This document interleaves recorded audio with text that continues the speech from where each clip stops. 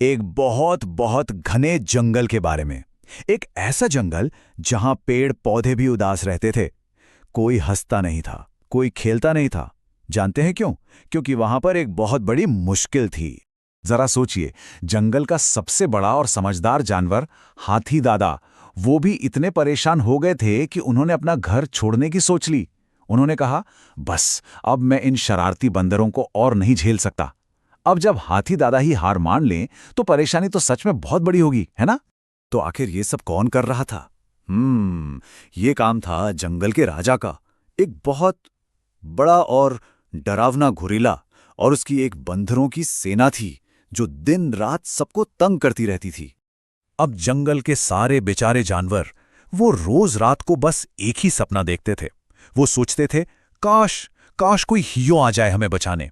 एक ऐसा राजा जो शेर जैसा बहादुर हो और जिसका दिल बहुत अच्छा हो। चलिए अब कहानी में चलते हैं पास के ही एक दूसरे जंगल में। वहां एक जवान शेर रहता था। नाम था उसका शेर सिंह। एक दिन उसके पापा, जो वहां के राजा थे, राजा शमशेर सिंह, उन्होंने उसे अपने पास बुलाया। तो राजा ने अपने बेटे को बहुत प्यार से समझाया। उन्होंने कहा, बेटा देखो, अब तुम बड़े हो गए हो। अब वक्त आ गया है कि तुम अपनी दुनिया खुद बनाओ, अपनी कहानी खुद लिखो। और फिर क्या हुआ? शेर सिंह चल पड़ा अपने सफर पर, और देखिए किस्मत उसे कहां ले आई। सीधा उसी जंगल में जहां सब जानवर इतने परेशान थे। जैसे ही वो जंगल में आया, ऊपर आसमान से एक चील ने उसे देख लिया। चील ने तो फुर्र से उड़कर सबको ये अच्छी खबर दे दी, और बस शेर सिंह को देखते ही मानो सब जानवरों में एक नई जान आ गई हो।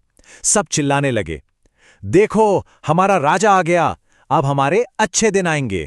पर एक मिनट, एक बहुत बड़ा सवाल अभी भी था।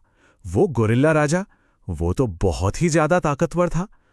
तो फिर एक अकेला नौजवान शेर उसे कैसे हराएगा भला?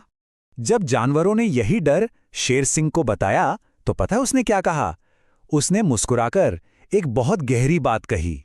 उसने कहा, दुनिया का सबसे ताकतवर हथियार कोई तोप या तलवार नहीं होती, वो होता है एक तेज दिमाग। तो अब देखिए दोनों में कितना फर्क था। एक तरफ था गोरिल्ला, जिसे बस अपनी ताकत पर, अपने बाजुओं पर घमंड था, और दूसरी तरफ था हमारा शेर सिंह, जो अपनी ताकत से ज्यादा अपने दिमाग पर भरोसा करता था। और जैसे ही गोरिल्ला राजा तक ये बात पहुंची, वो तो गुस्से से आग बबूला हो गया। उसने अपने घमंड में आकर शेर सिंह को लड़ाई के लिए बुलाया। कहा, 2 दिन बाद पहाड़ के सबसे ऊंची चोटी पर, वहीं फैसला होगा। पर क्या शेर सिंह डरा? नहीं, बिल्कुल नहीं। वो तो बस चुपचाप मुस्कुराया, क्योंकि उसके दिमाग में एक बहुत ही जबरदस्त प्लान बन रहा था। एक सीक्रेट प्लान। उसने उल्लू से अपने पापा को बुलवाया, मगरमच्छों से हेल्प मांगी, और लड़ाई का एक ऐसा तरीका सोचा जो किसी ने सोचा भी नहीं था। और आखिरकार वो दिन आ ही गया। पहाड़ की चोटी पर लड़ाई शुरू हुई। गोरिल्ला तो अपनी पूरी पूरी ताकत से शेर सिंह पर टूट पड़ा।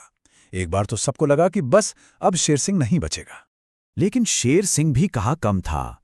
वो भी पूरी हिम्मत से लड़ रहा था। पर सब जानवर एक बात सोचकर बड़े हैरान थे। इतनी देर हो गई लड़ते लड़ते, पर शेर सिंह थक ही नहीं रहा था। ये क्या राज था? और लड़ते लड़ते गोरिल्ला की सारी ताकत खत्म हो गई। वो हाफने लगा और बस वो जमीन पर बैठ गया। उसने हार मान ली थी। गोरिल्ला राजा हार चुका था। ये देखते ही तो सारे जानवर खुशी से झूम उठे, नाचने लगे, गाने लगे। पर उन्हें अब भी यकीन नहीं हो रहा था। उन्होंने शेर सिंह से पूछा, शेर सिंह, ये तुमने अकेले कैसे किया? ये तो नामुमकिन था। शेर सिंह फिर से बस मुस्कुराया और बड़े आराम से बोला, मैंने कहा था ना कि मेरे पास एक प्लान है। सब जानवर सांस रोककर सुनने लगे। और फिर उसने एक चट्टान के पीछे देखकर आवाज दी, पिताजी, अब आप बाहर आ सकते हैं। और जानते हैं क्या हुआ? चट्टान के पीछे से एक और शेर निकल कर आया, जो हूबहू शेर सिंह जैसा दिखता था। वो थे राजा शमशेर सिंह। तब शेर सिंह ने पूरा राज खोला। उसने बताया कि वो और उसके पिताजी, जो बिल्कुल एक जैसे दिखते हैं, बारी बारी से गोरिल्ला से लड़ रहे थे। जब एक लड़ता तो दूसरा चट्टान के पीछे आराम करता। और हाँ, मगरमच्छों ने भी बंदरों की सेना को नदी पर पानी पीने से रोक दिया था, जिससे वो पहले ही कमजोर हो गए थे। ये सुनकर तो सब हैरान रह गए। शेर सिंह की अक्लमंदी देखकर सबने मान लिया कि असली राजा तो वही है, और सब ने मिलकर खुशी खुशी शेर सिंह को अपना नया राजा बना लिया।